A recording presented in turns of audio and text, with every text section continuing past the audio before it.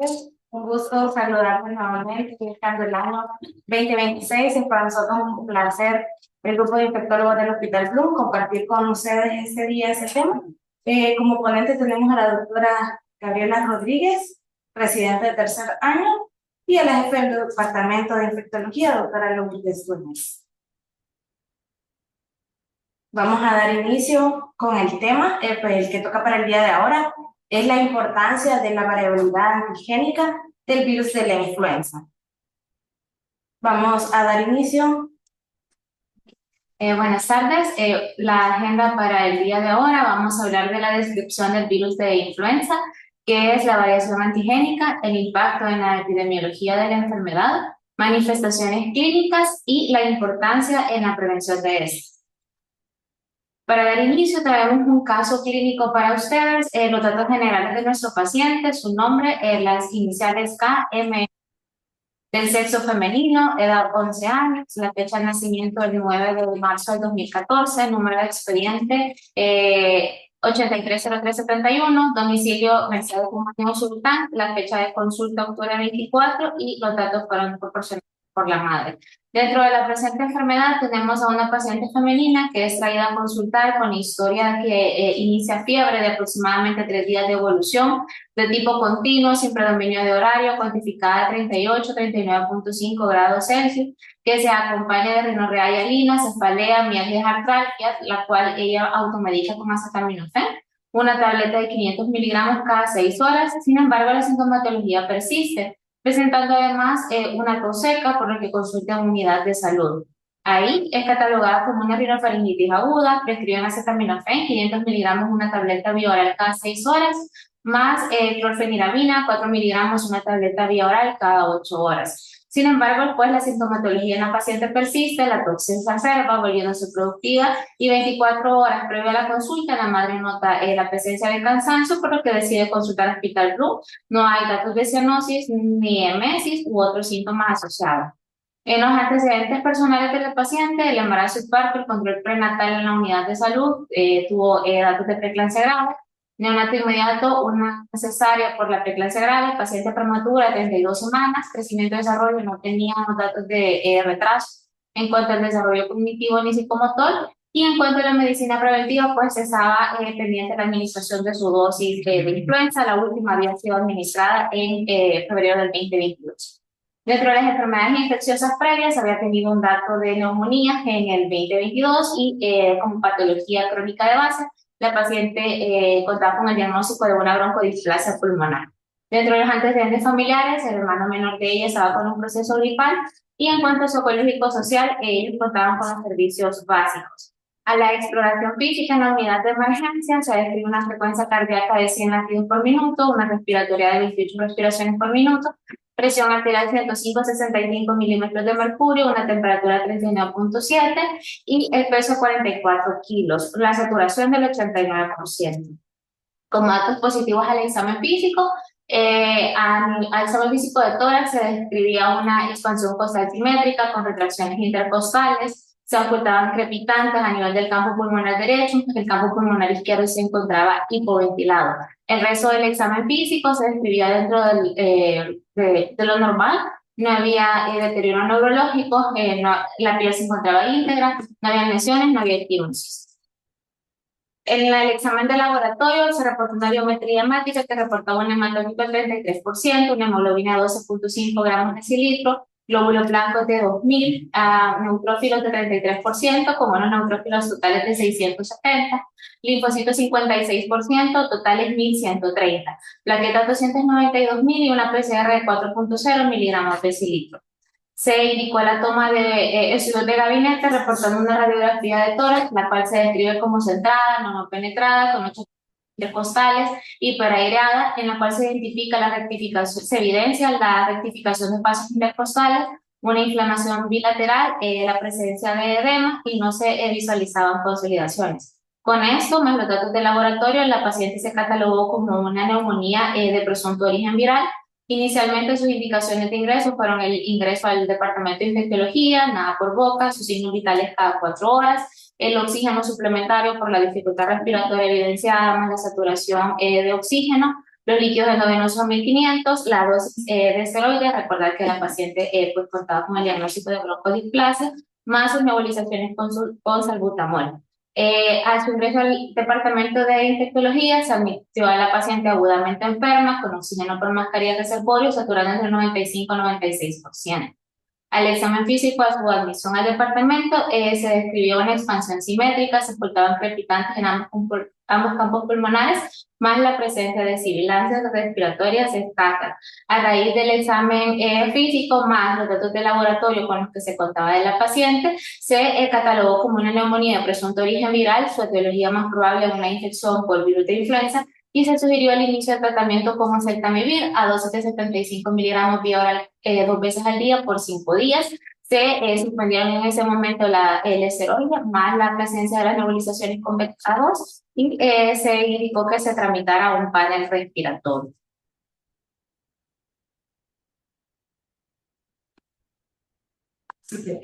Yo creo que es importante que recordemos que se retomó este tema de hablar de influenza y tal vez ustedes se preguntarán por qué estamos retomando el tema ahora en enero, y es porque lo hablamos el año pasado, el tema de influenza, pero se nos pidió que retomáramos ese tema porque si ustedes se recuerdan, ahora en diciembre la OPS emitió una alerta epidemiológica sobre la circulación de una variante H3N2 subclado K de influenza, debido a que desde julio del 2025 había un incremento de la circulación de influenza en toda la región, sobre todo en América Latina, y casi en los 40 países de la región, y sobre todo Norteamérica, Europa, tienen circulación de este subclado K, y en toda la región, a partir de diciembre del 2025, ha habido una intensificación de la circulación de influenza, con una circulación concomitante de virus sincitial respiratorio, en la que había un incremento de los casos, sobre todo en niños y en adultos arriba de 65 años, lo que ha incrementado las enfermedades respiratorias superiores y los casos de neumonía. Por lo tanto, se nos solicitó recordar este tema y hablar un poco de por qué se dan estas variantes y estos subclados a nivel de la enfermedad tipo influenza. Para continuar, vamos a hablar de la carga de la enfermedad por influenza, trayendo a recordar que por enfermedad del virus de influenza se producen aproximadamente entre 290.000 a 350.000 muertes de manera anual, de las cuales entre 3 a 5 millones son ocasionadas por enfermedad grave y se reportan casos de enfermedad por influenza estacional de 1.000 millones. El 99% de las muertes en niños menores de 5 años por infección de vías respiratorias inferiores relacionadas con la gripe van a ocurrir en países en vías de desarrollo, y traer a recordar que en el 2009 pues tuvimos la pandemia de influenza H1N1 que comenzó en México a principios del año 2009 y se extendió rápidamente a más de 200 países, y se calcula que aproximadamente murieron entre 105.000 a 395.000 personas durante esta pandemia. En Estados Unidos, además, secundarias a las complicaciones graves o de mortalidad que podemos llegar a tener, la enfermedad por virus de influenza es responsable además de visitas ambulatorias de 6 a 29 por cada 100 niños acuden a unidades de emergencia por enfermedad ocasionada por virus de la influenza. De esta, vemos que la mayoría de hospitalizaciones se producen en menores de 6 meses, representando 237.000 por cada 100.000 personas. De 6 a 4 años, entre 55 a 118 por cada 100.000, y de 5 a 17 años, de 25 a 40 por cada 100.000. El 20% de estas consultas ambulatorias condujeron a una admisión de estos pacientes a unidades de cuidados intensivos secundarias a una enfermedad grave por virus de la influenza. El 5% requirió la administración de dispositivos de ventilación mecánica, y la principal causa de hospitalización en lactantes con influenza es una enfermedad febril indiferenciada. Dentro de la mortalidad, pues, esta se produce durante las temporadas entre el 2010 y el 2011 y el 2018 al 2019, representando un 0.5% de las mortalidades anualmente asociadas a esta enfermedad. Este es un estudio que indica cuáles son las complicaciones que van a conllevar al aumento de la mortalidad en la admisión de estos pacientes hospitalizados por enfermedad de influenza realizado en el 2017, donde se describen que hubieron o se identificaron complicaciones como infecciones por virus de la gripe. De estas, una pequeña porción recibió la confirmación virológica, se ingresó a unidades de cuidados intensivos y que finalmente conllevaron a la muerte. La mayoría de los síntomas iniciales de los pacientes fueron sintomatologías de vías aéreas superiores. En los últimos 300 años han ocurrido 3 pandemias de influenza durante cada siglo. En el 2009 ya se tuvo pues la primera del siglo XXI y vemos que como en este gráfico que traemos representado desde el siglo XVIII, XIX, XX y XXI se han identificado distintas pandemias por virus de la influenza. Hasta la última del siglo XXI, que fue la reportada en 2009 como la gripe porcina. En cuanto a la intensidad o severidad de la enfermedad por influenza, esta varía en cuanto a las pandemias presentadas a lo largo de los años. La vigilancia epidemiológica permite la identificación del origen de estas pandemias, siendo que en algunos de los casos, pues esta no fue posible determinar y se sugieren hipótesis como si se iniciaron o no en Rusia. La identificación del tipo de influenza ocasional o responsable de las pandemias, como vamos a ver más adelante en la plática, ha llevado muchos años en que se desarrollen técnicas que permiten la identificación de estos virus para identificar cuál ha sido el responsable de estas pandemias. Y vemos que es la de la gripe española en la que de manera inicial se permite identificar a el tipo H1N1 como el responsable de la primera pandemia en la cual se logró una identificación virológica. Posteriormente ya se identifica para el siglo XX la circulación del serotipo H2N2, H3N2 y la pandemia del 2009 que nuevamente fue responsable el H1N1. Y esto, lo que les mencionaba, que se tomaron varios años para lograr identificar al virus causante de la influenza. Desde 1901, en el que se logra el primer aislamiento de plaga aviar, la influenza aviar tipo A, luego 1931, el aislamiento de la influenza porcina, que se describía como similar a influenza A, 1933, el aislamiento de influenza humana tipo A, 1940 el aislamiento de influenza humana tipo B, 1949 el aislamiento de influenza humana tipo C y ya para 1980 ya se desarrollan más técnicas para el estudio molecular del virus de influenza y la OMS lanza la nomenclatura basada en las proteínas de superficie del virus que vamos a revisar, hemaglutinina neuraminidasa de los diferentes tipos de influenza para empezar a nombrar al virus causal de la enfermedad. Y para el 2011 ya la identificación de la influenza D, sobre todo en bovinos. Este es un boletín epidemiológico que describe cuáles son el grado de circulación o el porcentaje de transmisión del virus de influenza en diferentes países. Vemos que tenemos países en los que se describe 0% de transmisión, un 3.2% a países con transmisión alta, que se encuentran coloreados en rojo, y naranja, que es países con transmisión moderada, en amarillo los pacientes con transmisión baja, verde los países que solo cuentan con transmisión de forma estacional, y de color gris aquellos países en los que no hay datos en las últimas semanas de la circulación del virus. Y vemos que para América del Norte, pues esa tiene una transmisión baja, que es lo que nosotros vemos diferenciado en este corredor epidemiológico que se inicia desde la semana epidemiológica 1 del 2022 para América del Norte hasta la semana epidemiológica del 2025.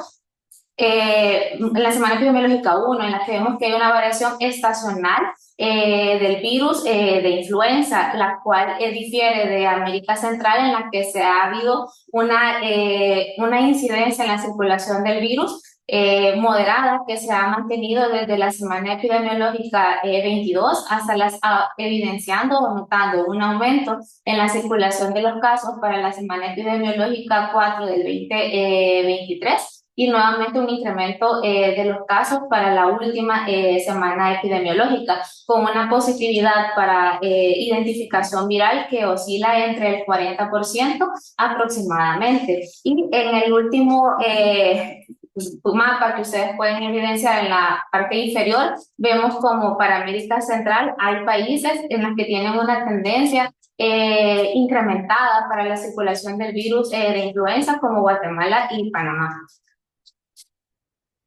Este es el boletín epidemiológico que se encuentra disponible en la página del gobierno, en la cual podemos evidenciar cuál ha sido los agentes etiológicos para enfermedad respiratoria en nuestro país, evidenciando cómo en la semana epidemiológica número 41 se evidencia una alta circulación de influenza A, serotipo H3N2, además de una circulación también de influenza B y otros virus que se encuentran circulando durante toda la temporada. Pero sí ha sido marcado el incremento en el número de casos de influenza A respecto a la semana epidemiológica previa en cuanto al boletín epidemiológico del 2024. Van a haber conexiones causales entre los estímulos estacionales y los mecanismos mediadores y epidemias de influenza. Dentro de los estímulos estacionales, estos van a variar en base a la región y el clima de estas regiones. En regiones templadas vamos a ver que van a haber variaciones entre temperatura, humedad, y en trópicos y regiones templadas, pues el horario escolar de los niños incrementa la circulación del virus por el aumento entre el contacto estrecho, el flujo de trabajo que se inicia nuevamente, la radiación solar, aspectos que interfieren en cuanto a la humedad, como el fotoperiodo selenio, la interferencia viral, las deficiencias vitaminales como vitamina C, D y E, y estos se van a interaccionar de manera directa con mecanismos propios del paciente, los cuales pueden ser las dinámicas de contacto, las medidas de higiene que se emplean durante el contacto persona a persona, como el lavado de manos, uso de mascarillas, la radiación solar que sí afecta de manera directa la supervivencia del virus dentro de las superficies y que incrementa el riesgo a medida que disminuye la radiación solar, el virus puede extender su supervivencia más tiempo en superficies, y la inmunidad que se ve afectada por estas deficiencias vitamínicas, y en conjunto estos estímulos estacionales más los mecanismos dinámicos del paciente es lo que interactúa para conllevar al surgimiento de las epidemias asociadas a el virus. El boletín epidemiológico lanzado por la OPS el 11 de diciembre de 2025, que es una nota informativa de influenza A en el H3N2 subclado K, que ya la Organización Panamericana de la Salud lanza una hoja o una nota informativa en la que hay un incremento en las tasas de circulación de serotipo de influenza, que ha dado como resultado un incremento en las infecciones de vías respiratorias en la población, y que instan a las medidas de prevención que vamos a revisar más adelante. Para hablar de la virología del virus de influenza, recordar que este es un virus ARN que pertenece a la familia Orthomyxoviridae, que se divide en 3 tipos, A, B y C, y que en base a las glicoproteínas de superficie, el virus de influenza A posee la hemaglutinina y la neuraminidasa. Aquí de hemaglutinina se describen 18 tipos que van a ir de la del 1 al 18 y de neuraminidasa de 11 tipos diferentes de neuraminidasa. Y influenza B, esta se divide en dos linajes también en base a las variaciones de las glicoproteínas de superficie, que son el linaje B Yamagata y la influenza B del linaje Victoria. El genoma del virus está compuesto de 8 segmentos que codifican a 10 proteínas. Posee una estructura esférica que tiene un diámetro aproximado de 80 a 120 nanómetros de diámetro. Y esto es importante en cuanto a la virología o a la patogenia del virus, porque al ser un virus ARN segmentado, que está compuesto de 8 segmentos, permite que la variación genética o genómica del virus sea tan marcada, porque el estar dividido en genomas permite que hayan variaciones en aminoácidos específicos que va a llevar al surgimiento de estos subclados, como es el subclado K, que es responsable de nuevos brotes de enfermedad. Y acá es lo que mencionaba previamente, que la podemos dividir nosotros, el virus de la influenza, en dos tipos, influenza A e influenza B.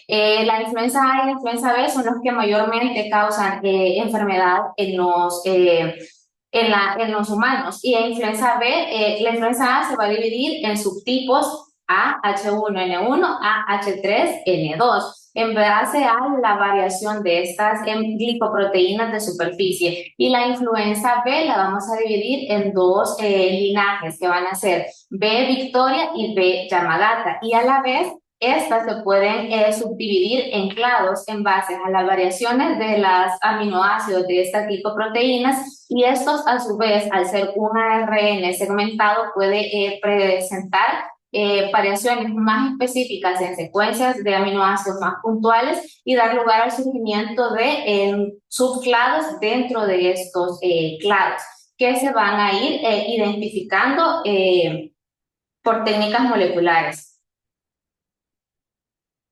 Entonces, ¿cómo se nombra el virus de influenza A? Estos, en base al tipo, es el que nos va a determinar la letra mayúscula que nosotros vemos que va a estar tipificado como influenza A. Posteriormente, el área geográfica donde ha sido identificado o aislado el virus, seguido de el número o código del virus en cultivos virales en los cuales se ha estado realizando su identificación. Posteriormente, el año de identificación del tipo viral que se está investigando. Y finalmente, pues el subtipo del virus dentro del cual podemos tener los más frecuentes o que circulan con mayor frecuencia en humanos, H1N1, H2N2, H3N2, que es el que traemos nosotros ahorita a consideración.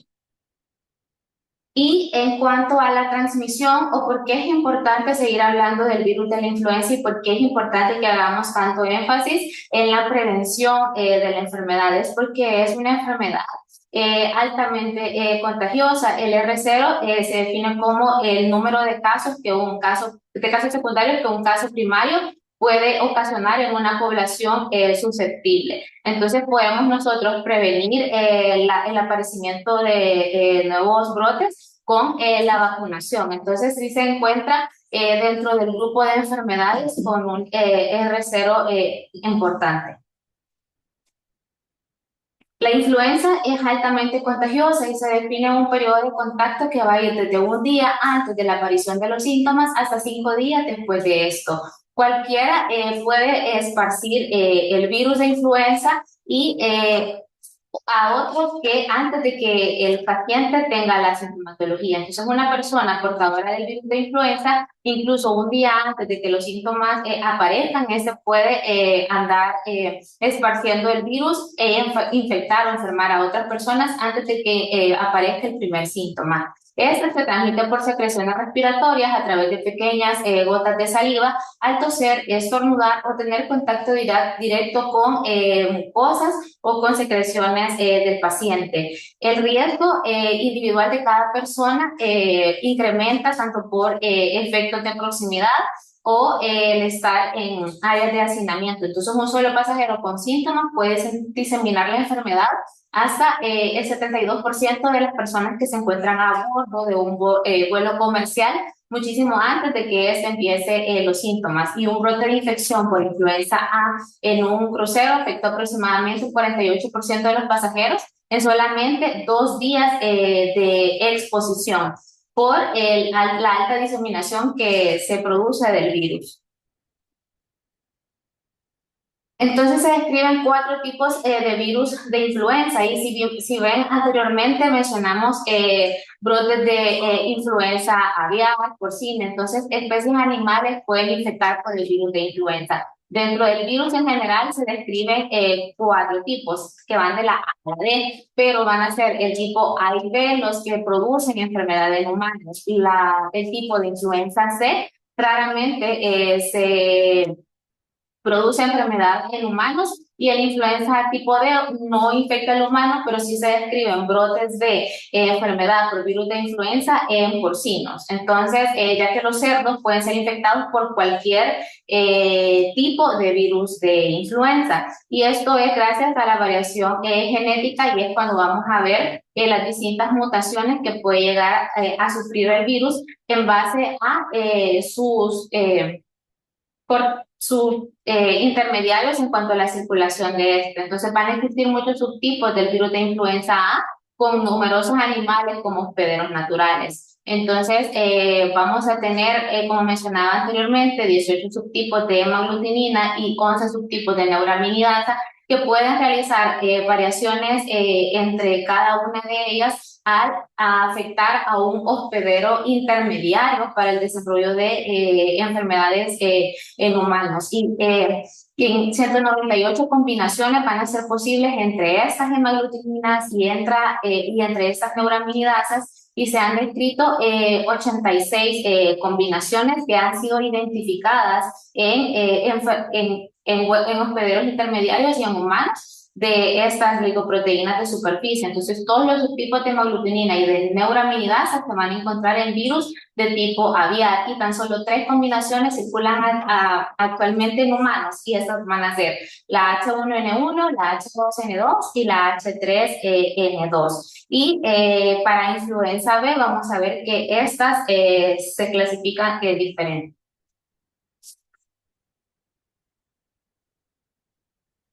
Para influenza B, la tasa de mutación es más lenta a diferencia de influenza A. Se describe que es 3 veces más lenta las mutaciones que puede sufrir el virus de influenza B respecto al virus de influenza A, ya que este solo va a tener 2 subtipos de hemaglutininas y de neuraminidasas. Los primeros 2 linajes de influenza de tipo B aparecieron inicialmente en 1980 y co-circulan estos 2 linajes, que son el linaje Victoria y el linaje Yamagata, desde el 2002. Gracias a la vigilancia epidemiológica que se realiza, se puede identificar qué linaje es el que está circulando durante un brote de enfermedad y es lo que nos apoya a la elaboración de las vacunas. Desde el 2023, el linaje Yamagata pues ya no ha circulado en América Latina.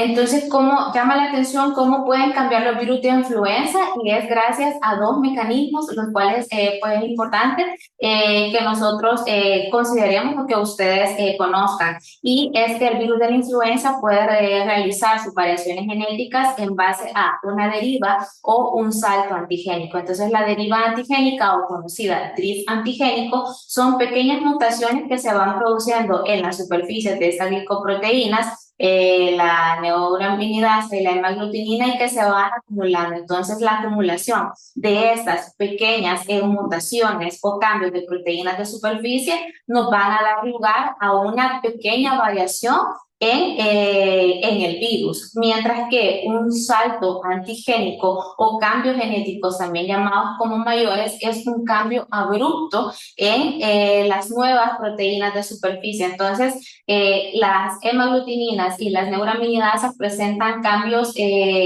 completos en cuanto a los aminoácidos o a esta configuración de hemaglutininas y neuraminidasas y dan como resultado un nuevo subtipo de virus de influenza. Entonces, son los responsables de esas pandemias que se han evidenciado a lo largo del siglo.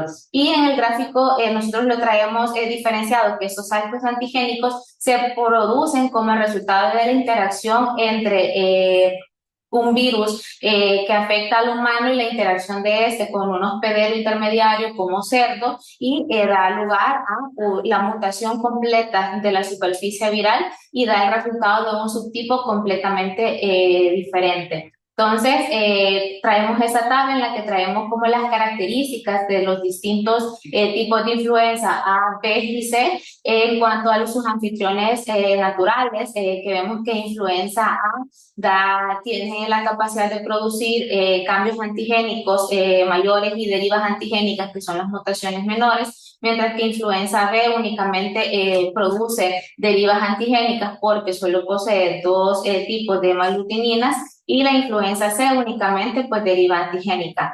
¿Cuáles son las características entre los distintos tipos? Es influenza A la que gracias a que puede presentar tanto cambios menores como mayores en cuanto a la conformación antigénica, la responsable de grandes epidemias y pandemias con mortalidades que son significativamente altas.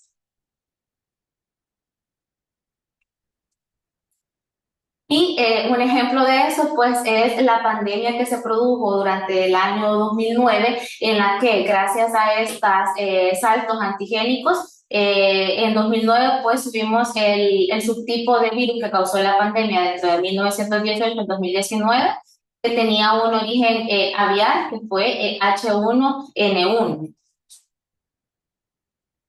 Entonces, ¿cuáles son los retos en cuanto a la enfermedad por virus de influenza? Gracias a lo que acabamos de mencionar, pues este es un virus genéticamente inestable que dificulta el tratamiento y la elaboración de vacunas y que tiene un alto potencial pandémico gracias a estas mutaciones conformacionales de proteínas que tiene capacidad de producir. Y el virus de influenza tiene un comportamiento estacional complicado que varía, por lo que mencionábamos, de las variaciones en cuanto a climas, difiere de un país a otro. Y es por eso que la elaboración de vacunas y de serotipos incluidos en la vacuna varía tanto para países de hemisferio norte como para países de hemisferio sur. Al tener un comportamiento estacional complicado, el comportamiento de las cepas es impredecible y la estacionalidad bizarra que tiene el virus, sobre todo en la zona intertropical, permite que sea difícil predecir cuál va a ser el virus que va a circular en una región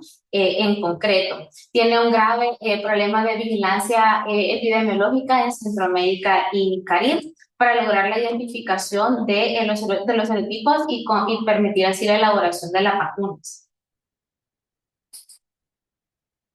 Entonces, ¿qué fue lo que se evidenció durante la pandemia flu 2009? Que hubo un incremento en el número de hospitalizaciones secundarios a la enfermedad, incrementado más de 7 veces respecto a cuadros previos. Que de estos hubo un aumento en los ingresos a unidades de cuidados intensivos secundario a enfermedades graves ocasionadas por el virus, que la muerte en los pacientes fue incrementada en 10 veces las registradas previamente, y que el desarrollo de enfermedad grave por el virus de la influenza también experimentó un incremento exponencial respecto a las epidemias evidenciadas o pandemias evidenciadas previamente.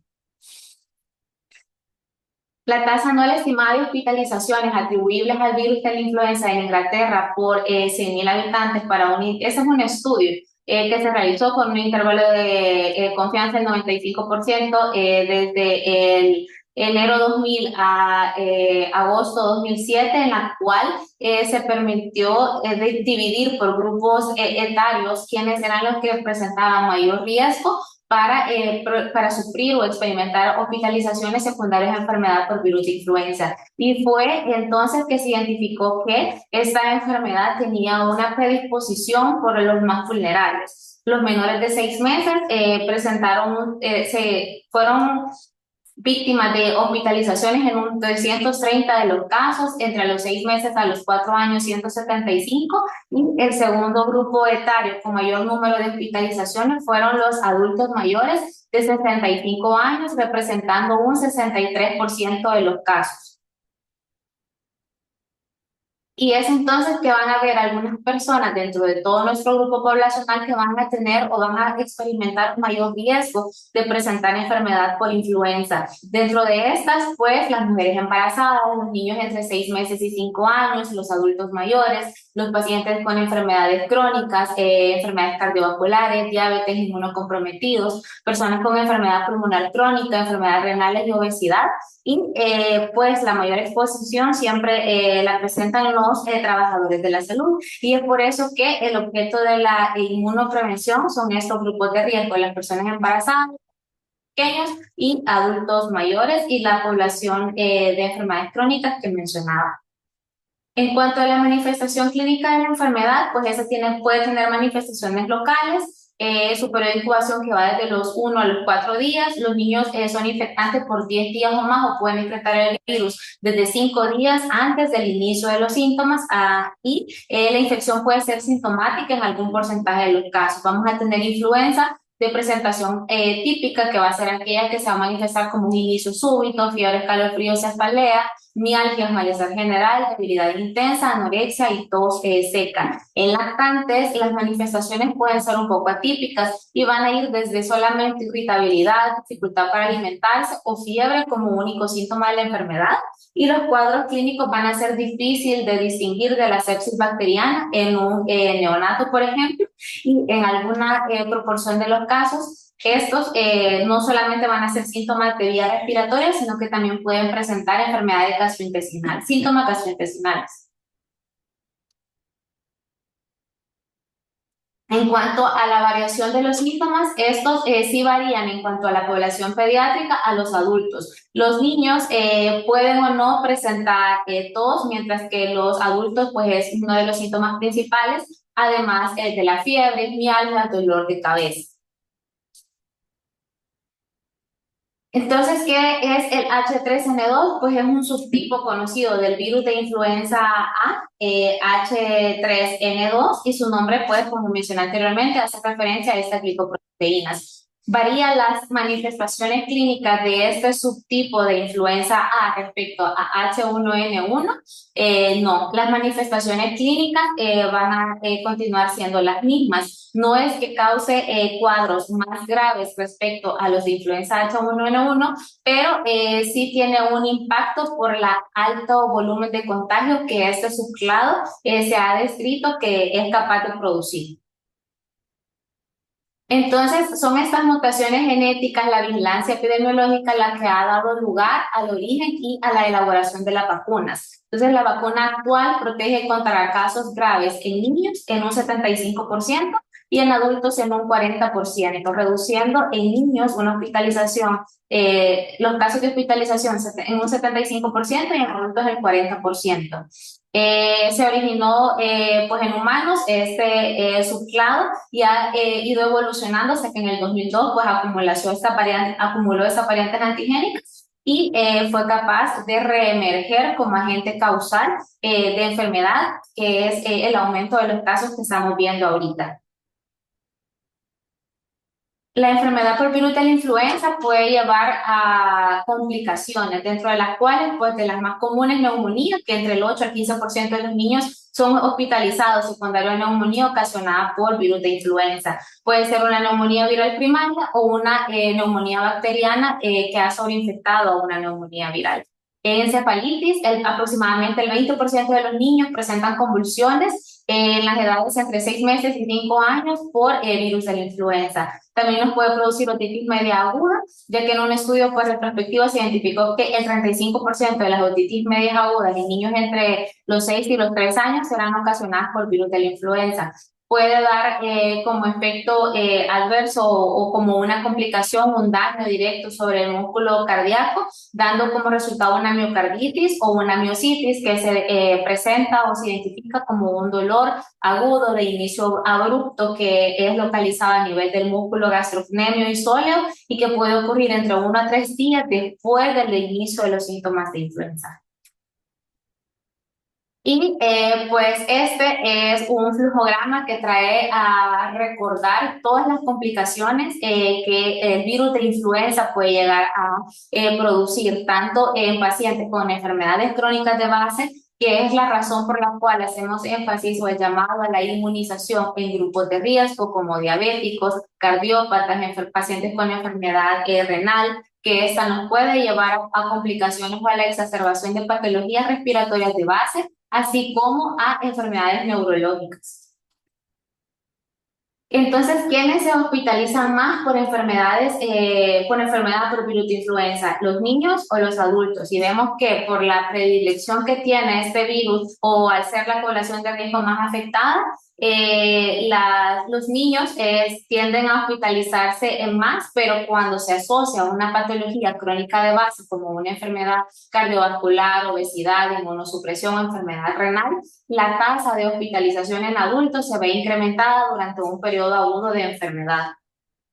Para el diagnóstico de la enfermedad por virus de influenza, ¿cuál es la recomendación? Pues realizar pruebas para la detección de patógenos respiratorios. Cuando la influenza está circulando en la comunidad, los pacientes están hospitalizados, hay signos respiratorios, todos los pacientes deben ser examinados y se les debe realizar una prueba de identificación del virus. Se prevé que los resultados afectarán el manejo clínico primero para iniciar el tratamiento antiviral de forma oportuna y evitar el uso indiscriminado de antibióticos al confundir el diagnóstico como una neumonía o una patología de origen bacteriano. Es recomendado el hacer otras pruebas diagnósticas en base a el examen físico o la clínica del paciente. Siempre se deben de indicar las medidas de prevención por la alta contagiosidad del virus y la capacidad de este de sobrevivir en superficies y evitar así el control de las infecciones. Se debe de distinguir de otros virus con sintomatología clínica y eso únicamente es posible mediante la toma de estas técnicas de detección. Las decisiones de tratamiento pues se basan en las pruebas de detección de laboratorio del virus y si tenemos una alta sospecha clínica en un contexto de un brote epidemiológico, pues sí se recomienda el inicio de la terapia viral, aunque no se tenga una prueba de identificación viral. Entonces, ¿cuál es la tendencia del número de hospitalizaciones de sospecha de dengue e infección respiratoria aguda? Este es un estudio que traemos a consideración porque vemos que la enfermedad por virus de influenza de manera inicial su clínica se comparte mucho con la enfermedad del virus del dengue. Entonces, vemos cómo se puede sobreponer la sintomatología clínica y dar lugar a confusiones en cuanto a el diagnóstico de la enfermedad. Entonces, además de compartir su sintomatología, sí se han identificado casos en los cuales hay una cocirculación de enfermedad por virus de influenza y enfermedad por virus del dengue. Y este pues es un gráfico en el cual traemos pues, el número de casos para virus de influenza y los meses en los cuales se realizó el virus, en la cual vemos que ha habido una co-circulación o una coinfección de ambos agentes virales. Y este es el boletín epidemiológico que se fue a presentar por el grupo de infectólogos del Hospital de Niños Benjamin Bloom, el cual pues se tituló Perfil epidemiológico comparativo entre virus de influenza A y virus de influenza B en pacientes menores de 12 años, elaborado pues por el grupo de infectólogos del hospital, la doctora Dueña, doctor Santa María, doctor Barahona, doctor Ángel Alvarado y Ronald Pérez. Y estos identificaron la distribución del número de casos de influenza por grupo etario, que fueron de las principales de las características epidemiológicas que se detalló en la población. identificando que en la población menor de 1 año era en la cual se produjo el mayor número de casos, con un 132 de casos, y el 69% de toda la población estudiada pues se presentó en menores de 1 año, a excepción pues del linaje Victoria, que este sí fue más frecuente en niños mayores de 4 años. Dentro de los tipos de virus de influenza, influenza A e influenza B, se identificó que el total de casos correspondía a influenza del tipo A, con una incidencia relativa del 83,1% versus a un 16,8% para influenza B. Y además se realizó una vigilancia en cuanto a la circulación del virus de influenza, viendo que había una mayor circulación o un mayor número de casos en el periodo de tiempo comprendido entre finales de marzo y julio del año. Y posteriormente, pues la distribución por temporada, que igual en marzo a junio fue cuando se evidenció una mayor circulación del virus de influenza A H1N1 pandémico, seguido de influenza A H3N2.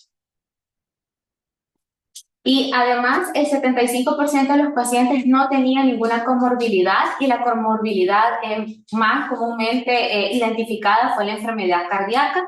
Influenza H1 fue la que se identificó con mayor frecuencia en los pacientes que poseían algún tipo de comorbilidad, representando una mortalidad del 15,9% de los casos en todos los grupos, mientras que influenza B fue responsable del 11% de las mortalidades, a pesar de que ya no es tan frecuente, sobre todo por influenza B, linaje Yamagata, que es lo que nosotros vemos identificado en ese gráfico de barra. Además, también se identificaron la relación entre los síntomas y el tipo de influenza, viendo que para influenza de tipo B, los síntomas más comúnmente asociados son miositis, dolor muscular, síntomas gastrointestinales, mientras que para el tipo de influenza A, los síntomas asociados más comúnmente en la clínica evidenciada en los pacientes es rinorrea hialina, dificultad respiratoria, la presencia de tos y la presencia de fiebre.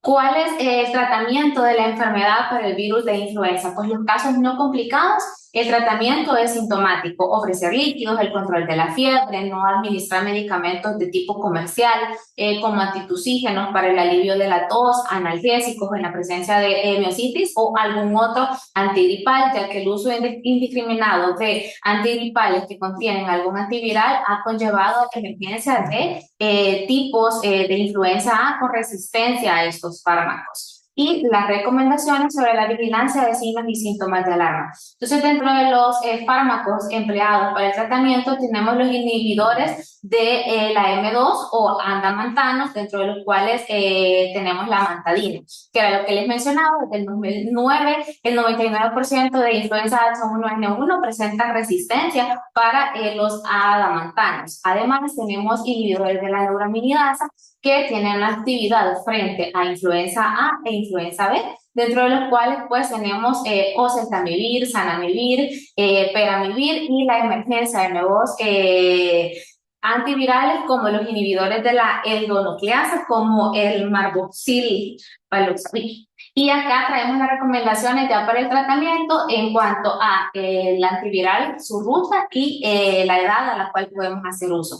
Tenemos entonces oseltamivir, sus nombres comerciales, su vía de administración, que es oral, y la edad a la cual se recomienda o es indicado su uso, que es para cualquier edad. Zanamivir, que esta su vía de administración es inhalada y se encuentra recomendado para mayores o igual a 7 años. El peramivir, que esta es de uso intravenoso y se recomienda para mayores de 6 meses. Y el paloxavir, que también es de administración oral y está recomendado para mayores de 5 años. ¿Cuáles son las dosis de oseltamivir? Que es el que nosotros tenemos disponible en nuestro medio. Para niños de edades desde las 2 semanas hasta 1 año, la dosis es de 3 miligramos por kilo por vía oral, 2 veces al día por 5 días. Para mayores de 1 año hasta los 12 años de edad, de 30 a 75 miligramos por vía oral, 2 veces al día por 5 días. Y para los mayores de 13 años, 75 miligramos por vía oral, 2 veces al día por 5 días.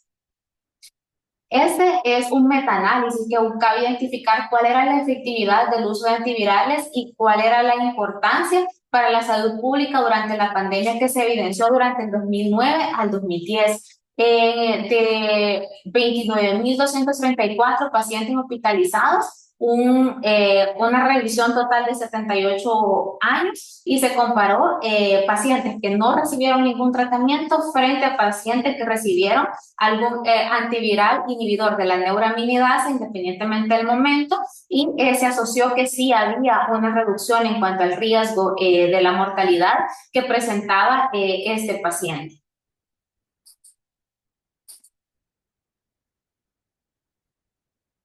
¿Cuáles son las recomendaciones para el tratamiento de la influenza en niños del año 2024 al 2025, según la declaración de la Academia Americana de Pediatría? Es que el tratamiento antiviral de la influenza se recomienda para todos los niños con influenza presunto confirmada que están hospitalizados o que tienen una enfermedad grave o progresiva o que tienen una afección subyacente que aumente el riesgo de complicaciones por virus de influenza independientemente de la enfermedad. Entonces, en estos grupos de población se recomienda el inicio del tratamiento antiviral lo antes posible. Se puede considerar además el tratamiento antiviral en un entorno ambulatorio para niños sintomáticos que no corren alto riesgo de presentar complicaciones por virus de la influenza o con enfermedad presunto confirmada si el tratamiento se inicia dentro de las primeras 48 horas posterior al inicio de la enfermedad. Entonces vemos que en esa población de riesgo no tiene indicación la administración de antivirales al 5.º día o al 7.º día de la inicial enfermedad porque ya no vamos a ver o se va a producir ningún beneficio en este paciente. Además de esto, otra de las indicaciones es la quimioprofilaxis antiviral, que se recomienda para la prevención de la infección por virus de influenza como complemento de una vacunación. Esta quimioprofilaxis no sustituye en ningún momento la vacunación del paciente. Esto en ciertas personas, especialmente en niños que han sido expuestos, que son asintomáticos o que corren un alto riesgo de presentar complicaciones por virus de la influenza, pero que aún no han sido inmunizados o aquellos que no se espera que desarrollen una respuesta inmunitaria efectiva como pacientes con una inmunodeficiencia o en terapias inmunosupresoras. Las pruebas de laboratorio para el diagnóstico del virus de la influenza, técnicas de PCR, detección de antígenos, inmunofluorescencia. Entonces, ¿cuál es la mejor manera para prevenir una enfermedad infectocontagiosa? Las vacunas. Siempre. Entonces, ¿cuál es la importancia de las vacunas? ¿Qué nos ha permitido que hasta hoy podamos vivir en sociedad? Primero, la evolución que ha ido teniendo la medicina. Primero, que partimos de las medidas de higiene, lavado de manos, el uso de mascarillas, que fueron conllevando a un incremento en la esperanza de vida. Posteriormente, el desarrollo de los antibióticos, pero vimos que hubo una emergencia en cuanto a resistencia antibióticas y posteriormente, pues, el desarrollo de técnicas de inmunoprevención que al emerger esa resistencia antibiótica y el aparecimiento de nuevos virus se vio cuál era realmente la manera de prevenir el desarrollo de la enfermedad para erradicar y controlar la enfermedad producida por esos patógenos a lo largo del tiempo.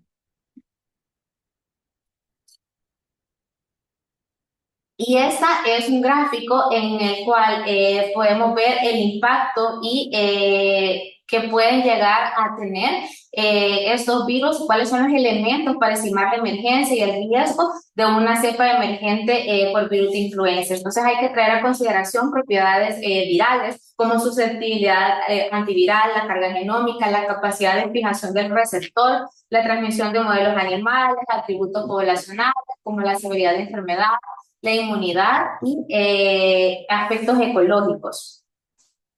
La estrategia global para la influenza 2019-2030 para la OMS se basa en prevenir, controlar, preparar. Hacer énfasis en las estrategias de vacunación para poblacional.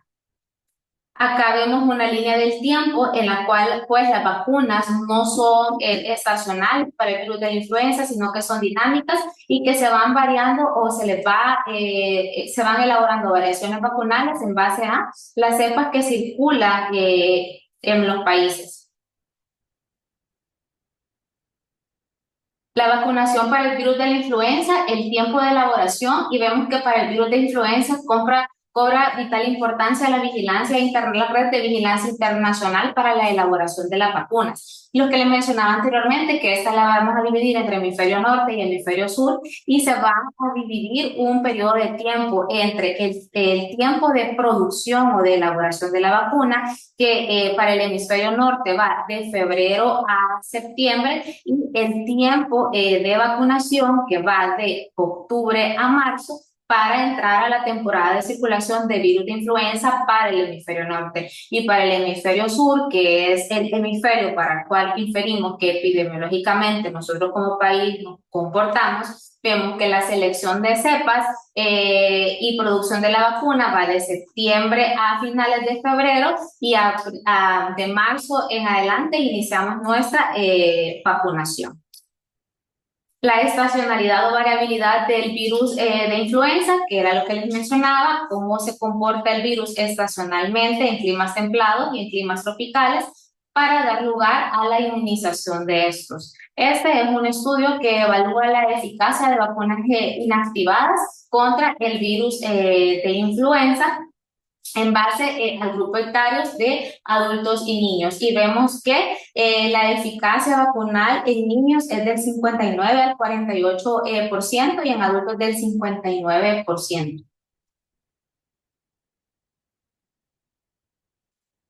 ¿Por qué vacunamos cada año para el virus de influenza? Y es por las variaciones antigénicas del virus de influenza. Y es esta la razón por la cual nosotros hacemos énfasis a que si el año pasado un paciente se vacunó con virus de influenza, es necesario que de manera anual, por estas variaciones antigénicas, se vacune nuevamente, ya que la vacuna previa contenía variaciones antigénicas para la temporada en específica de ese año, y el siguiente año entran a consideración nuevas variaciones antigénicas que componen la vacuna, por lo cual es necesario vacunar nuevamente. ¿Cuánto es la duración de la inmunidad? Hay una seroprotección que se obtiene dentro de las 2 a las 3 semanas, y la duración de la inmunidad postvacunal varía para el tipo de influenza. Para H1N1 es de 6 a 12 meses, mientras que para H3N2 es de 4 a 6 meses. Y es por eso que la red de vigilancia cobra importancia para determinar el momento exacto en el cual se va a dar inicio a la vacunación de la población. La importancia de vacunar contra la influenza, para vacunar a los más débiles o desprotegidos, que son los menores de 6 meses y los adultos mayores. Los niños y las niñas que recibieron la vacuna contra la gripe tenían aproximadamente 50% menos probabilidades de tener una visita a una de emergencia, y el 70% menos probabilidades de ser hospitalizado frente a aquella población pediátrica que no recibe inmunización. ¿Cuáles son los grupos con mayor riesgo de sufrir complicaciones por virus de la influenza? Los menores de 5 años, especialmente menores de 2 años, y adultos mayores de 65 años, las embarazadas o hasta 2 semanas después del parto, residentes de hogares de ancianos, centros de atención a largo plazo, y aquellas personas con afecciones médicas, dentro de las cuales describimos enfermedades crónicas, debilidades del sistema inmunológico, niños menores de 19 años que recibieron tratamiento con aspirina, o aquellas personas con obesidad extrema y IMC mayor de 40. Entonces, ¿por qué la vacunación no es cosa solo de niños? Porque, como vamos a ver, el sistema inmunológico de los adultos mayores experimenta un proceso que se llama inmunosenescencia, en la cual pues, hay una involución del timo, su sistema inmune, tanto humoral como celular, empieza a presentar declinación, por lo cual es necesario reforzar estas medidas de inmunoprevención mediante la vacunación. El impacto clínico y complicaciones de la influenza del adulto mayor, pues entre el 50 y el 70% de las hospitalizaciones relacionadas por virus de influenza no solamente van a ocurrir en niños, sino también en adultos mayores de 65 años. el 90% de la mortalidad ocurre en personas mayores de 60 años. Y aunque se describe que la eficacia de la vacunación es menor en estos adultos mayores, sigue siendo significativo el utilizar esta terapia para influir positivamente en el curso de la enfermedad y disminuir el porcentaje de mortalidad que se presenta en esa población. Estos son estudios que refuerzan cuál es la importancia de la vacunación en pacientes con enfermedades crónicas como cardiópatas, ya que el riesgo de infarto de miocardio en las primeras 4 semanas de la vacunación antigripal se redujo significativamente y que la mortalidad por infarto agudo de miocardio es mayor, 6.4 veces mayor en los no vacunados y aumenta hasta 8 veces el riesgo de ACV si es diabético y se aumenta 6 veces el riesgo de morir. El impacto de la influenza en pacientes mayores con cáncer, la eficacia vacunal disminuye significativamente por la deficiencia del sistema inmunológico en pacientes con neoplasias hematológicas, pero no hay diferencia significativa en pacientes con cáncer de tumor sólido. ¿Cuál es la importancia de la vacunación de la influenza en otro grupo de riesgo? Pues en adultos la vacuna es efectiva en un 70-90% para reducir la morbilidad por influenza, pero durante la temporada de influenza esta previno el 20% de infarto agudo de miocardio en mayores de 40 años y el 20% de accidente cerebrovascular en menores de 65 años. Entonces, seguimos teniendo muchas razones para vacunar, como hemos visto previamente. Y es por eso que pues hacemos énfasis en las vacunas. Hay diferentes plataformas vacunales, estas pueden ser elaboradas a partir de cultivos celulares, recombinantes y este es la vacunación contra influenza en El Salvador, el esquema nacional que hacemos énfasis en revisar de manera anual, ya que de forma anual el esquema existen nuevos programas para la elaboración de esta vacuna. Vamos a tener población que va a expresar que hay alergia al huevo, por lo cual se opone a la vacunación y vemos que si se presenta una anafilaxis, se puede prever una contraindicación. Sin embargo, debemos nosotros evaluar cada caso de manera integral y si el paciente presenta una reacción localizada o el paciente se puede observar, se puede admitir a un centro hospitalario, vacunar y dar vigilancia al aparecimiento de infecciones alérgicas, pero la alergia al huevo no constituye una contraindicación absoluta para la aplicación de la vacuna. El esquema de vacunación del Salvador 2025 que emplea la vacunación contra influenza. La composición de las vacunas antigripales, esa diapositiva la traemos para que ustedes tengan en consideración que varía para el hemisferio norte como para el hemisferio sur la composición de la vacuna antigripal del virus de influenza, y la que se emplea para nuestro medio son las combinaciones recomendadas para el hemisferio sur. Las vacunas contra la gripe en niños, tenemos disponibilidad de Fluarix, Vaxagrip y Fluenz en nuestro medio para la inmunización de nuestra población pediátrica. Para la prevención, el esquema recomendado entre los 6 meses a los 8 años son 2 dosis separadas al menos por 4 semanas entre ellas en la primovacunación y una dosis anual a partir de este momento. Para niños mayores de 8 años, una aplicación de manera anual, y las indicaciones para la vacunación: grupos de riesgo, embarazadas, enfermedades crónicas, personal de salud que siempre debe vacunarse. Y hay cosas que nunca van a cambiar, que es lo que traemos acá a consideración: las medidas de higiene, uso de mascarilla durante un brote epidemiológico de enfermedad por virus de influenza, el lavado adecuado de manos, evitar el hacinamiento. Estas medidas para tener en cuenta, que es en base a las que hacen recomendación el CDC, que es promover la vacunación, fortalecer la vigilancia epidemiológica de cada país y preparar a los sistemas de salud para la atención de estos pacientes en casos de brotes epidemiológicos o el desarrollo de nuevas pandemias. Estos son los lineamientos técnicos para la prevención y el control de la influenza, que ya está disponible. Este es del año 2025, el cual hacemos recomendaciones revisar en su portal virtual, ya que conlleva a variaciones en cuanto a la circulación del virus. Y eso es todo lo que le traíamos para el día de ahora. Les dejo la doctora. No creo que hay preguntas. Ah, ok. ¿Alguna pregunta?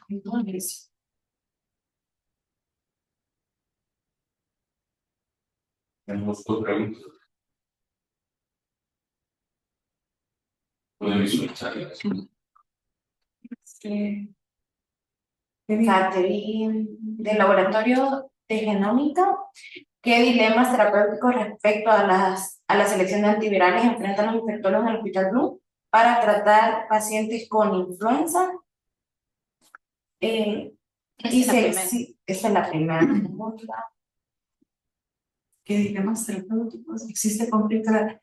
La verdad que no tenemos mayores conflictos porque el único antiviral que nosotros disponemos cuando lo tenemos disponible es el oseltamivir, ¿verdad? Y quizás el mayor dilema que tenemos en pediatría es que no lo tenemos únicamente en dispensión en cápsula y en los niños es difícil poder hacer la dilución en cápsula para asegurar que la dosis que le corresponda al niño sea la correcta. Y no tenemos la disposición en suspensión, que sería la ideal para la población pediátrica, pero no tenemos ninguna otra forma de antiviral, pues, ¿verdad? Entonces, oseltamivir es el único que disponemos y lo usamos, así como dicen las indicaciones, solo en pacientes graves que tienen neumonía o en que está en pacientes en unidad de cuidados intensivos o en aquellos que tienen comorbilidades como son los pacientes oncológicos, cardiópatas